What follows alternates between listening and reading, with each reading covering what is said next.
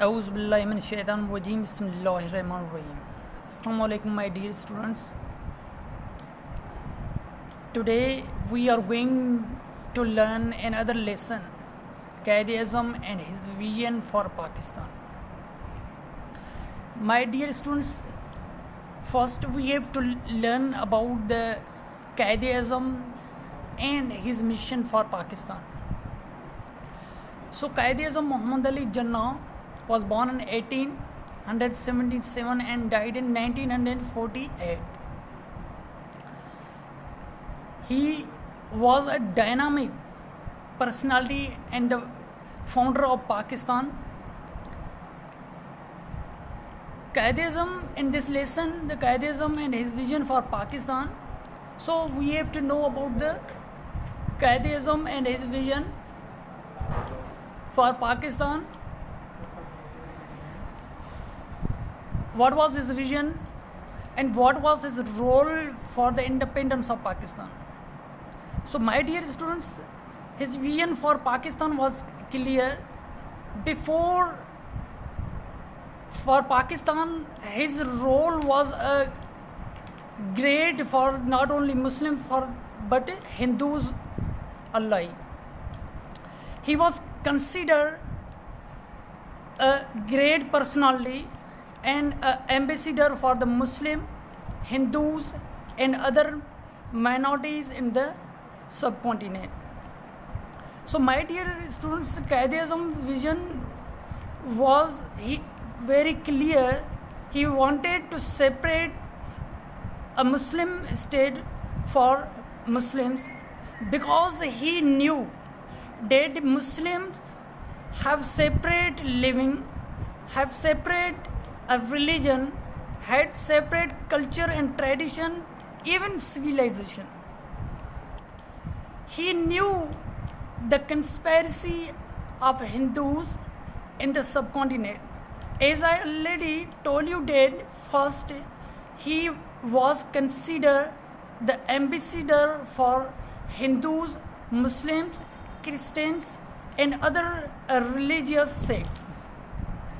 But by the passage of time, he thought that Hindus are not sincere with the Muslims or for the independence of Pakistan. He also knew that Hindus are polytheists while the Muslims are monotheists. So Hindus worship several gods while Muslims worship only one God. So there was a big difference between Hindus and Muslims. So it was a very clear that he envisioned for the Pakistan. My dear students, so eventually his dream became successful, getting Pakistan as a separate entity in the world.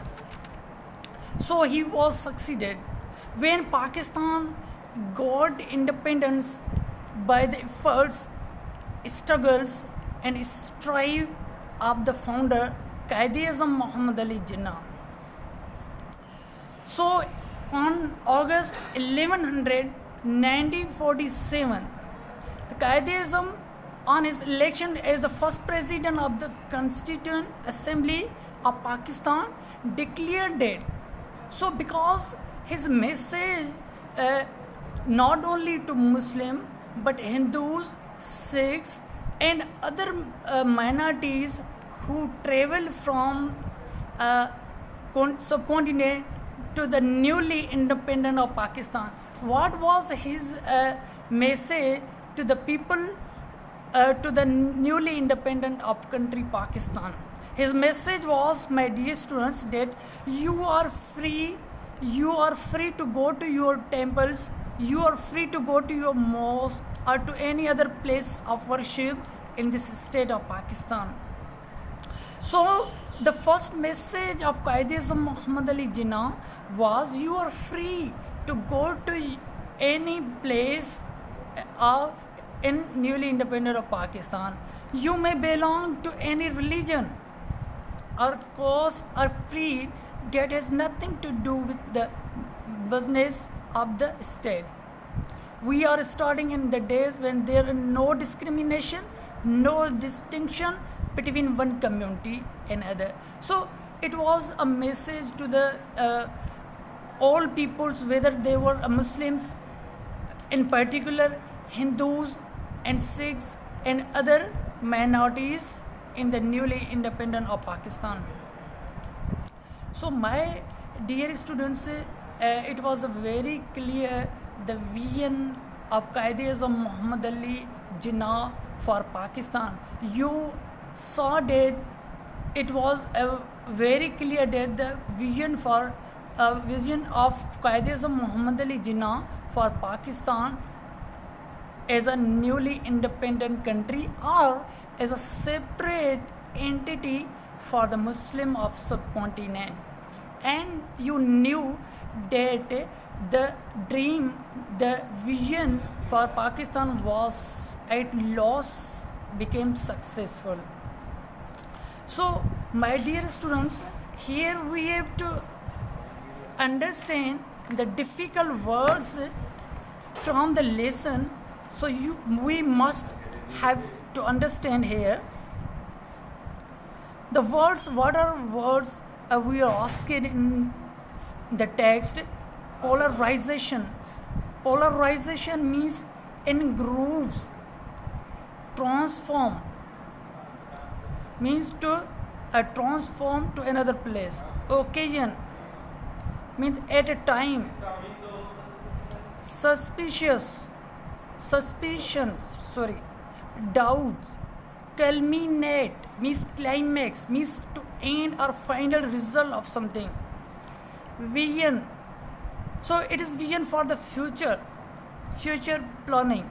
Barrister, it means a person who has done a LLB.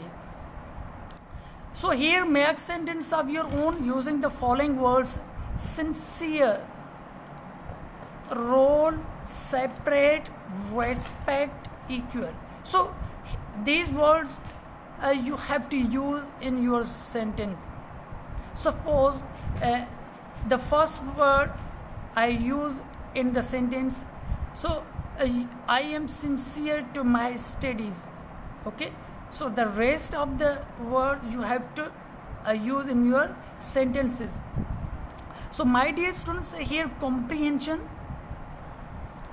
Answer the following questions. What message did Quaid give on 11th August 1947?